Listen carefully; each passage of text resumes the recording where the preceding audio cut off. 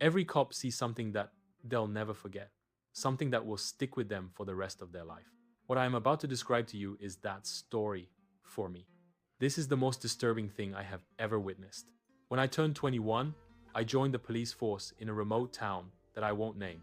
The department needed new officers, and I was a young father who needed money, so the timing was perfect. Because I was a rookie, they assigned me to the night shift. It ran from 6 at night to 6, 0 inches the morning. The guys at the station sometimes teased me for my hours, saying that I always worked the crummiest shifts. I actually didn't mind them. I've always been a night owl. The guys even called me Nighthawk. And honestly, I kind of like that. Besides busting people for speeding and pulling over the occasional drunk driver, I spent most nights sitting back listening to podcasts. In a weird way, it was kind of relaxing. After a year in the department, something happened one night that changed everything. A severe thunderstorm rolled into town and caused major power outages. Torrential downpour flooded most of the major roads. To be in the best position possible, when accident reports came in, I parked my cruiser in a parking lot in the middle of town. At 2:00 inches the morning, our dispatcher Claire radioed in. She reported that someone who sounded like an adult male claimed to have been kidnapped. They told her they were being held captive inside someone's home. Then the call ended. When she redialed, the caller didn't answer. My cruiser had a built-in computer display that showed all the call details.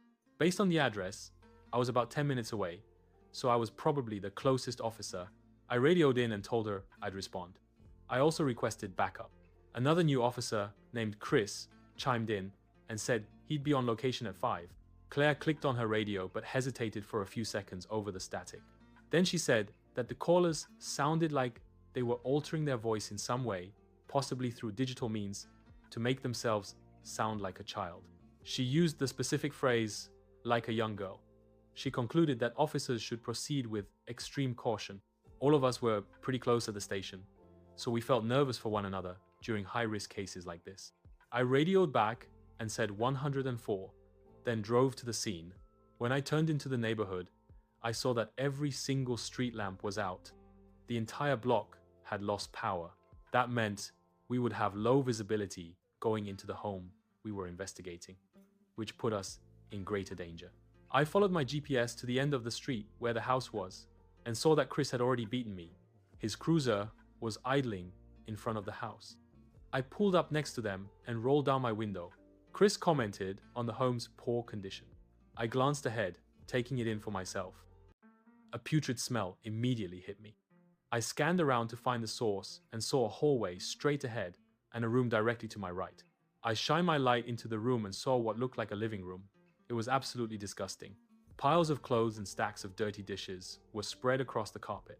Cockroaches crawled all over them. A couch that looked like it was pulled from the side of the road sat at an angle against the wall. This man obviously used this room as his living space. I'd seen these sorts of living conditions and drug cases before. When I turned to look back at the man, he shifted uncomfortably. I made a mental note to check for paraphernalia once I'd confirmed the house was safe. Then I stepped toward the hallway. My foot struck something. I looked down. In the beam of my flashlight, I saw a pink Barbie dollhouse that I knew I'd seen before. I thought about it, and I'd realized I bought this exact set for my daughter last year for Christmas. I asked the man if he had kids. He said no, but explained to us that sometimes his nieces came over, so he kept a few toys around for them. Chris and I exchanged a look. No mother in their right mind would allow children into this environment. I told him that this was his last chance to tell me if anyone else was in the house. He assured me there wasn't. I started down the hallway, and the man followed, saying that nothing was down there. The grass was knee-high. Overgrown bushes blocked out the windows. The roof was dented in several areas and had a ton of missing shingles. It looked completely abandoned. This set off alarm bells in my head. You can gather a lot about someone's mental state by how they treat their living space. I told Chris I'd take the lead. We both stepped out of our cruisers into the pouring rain, opened our umbrellas, and followed the waterlogged path up to the door. Chris clicked on his flashlight. Whenever a second officer like Chris is present during an investigation, their entire job is to protect the leading officer by monitoring the suspect's body language. If the suspect makes a move on the cop that's interrogating them, they neutralize the threat.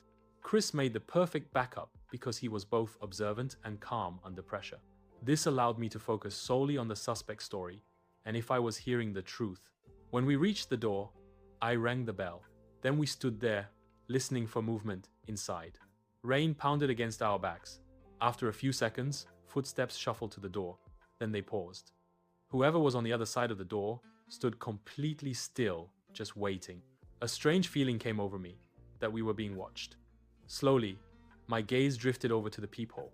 As soon as I made eye contact, a distorted shape moved back, like whoever was watching us had pulled their head away. "If you're in there," I said, "we'd like to ask you a few questions. Open up, please." They froze again, as if they were thinking about what to do next. Then the lock started turning. The door creaked open, but only by a foot. From the darkness, a man peeked out of the crack. He looked like he was in his early 30s. He was overweight, balding, and wore thick, brimmed glasses. I took a single look into his eyes and sensed that he was hiding something. I informed him that we'd received a call from his address of someone claiming to be kidnapped. The man acted confused. He apologized and told us, must have been a pocket dial. I asked him, if it was a pocket dial, then how could he explain the voice in the phone call? For a split second, the man averted his gaze, then said that he didn't know anything about a voice. I asked him if there was anyone else in the house, and he said he lived alone. Then I told him that, for safety reasons, we needed to have a look inside. Not without a warrant, he said. These days, a warrant can be obtained within minutes.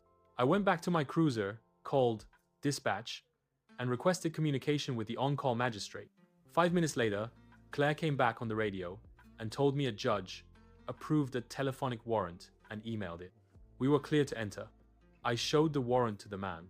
He reluctantly pulled the door open, and I could see that his hands were visibly shaking. I clicked on my own flashlight and stepped inside.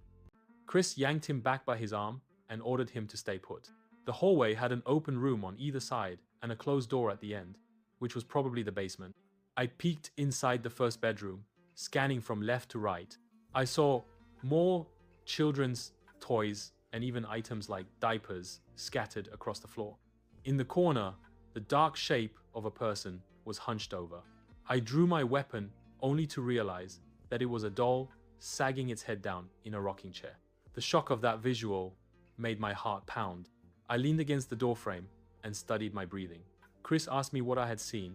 Before I could respond, I started studying the doll. It was the largest one I had ever seen, every bit as big as a person, and the man had dressed it in women's clothing. On the bed beside it, the ladies' blouses, jeans, and lingerie were folded into neat piles. Each pile was separated by color. Meanwhile, the rest of the house was a pigsty. What was happening in this room felt so wrong on many different levels. All clear, I told Chris. I moved further down the hall and glanced into the second bedroom. This one was empty. I reached the final door at the end of the hall when from behind me. The man called and asked if I'd like to see the upstairs instead. I told him yes, but first I was going to see the basement. Yes, but first I was going to see the basement.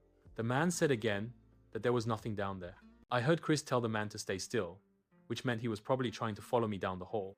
The closer I moved into this part of the house, the more agitated he became. I reached for the handle, twisted the knob, and pushed the door open. It squealed on its hinges. A set of wooden steps descended into a pitch-black room. I shined my light down. I could only see the area that surrounded the landing. It looked equally as messy as the upstairs. From deep inside the room, in an area I couldn't see, something rattled. I told Chris that I had heard movement. The man responded instead, apologizing to me and Chris over and over again. Even though this was the last thing I wanted to do, I had no choice.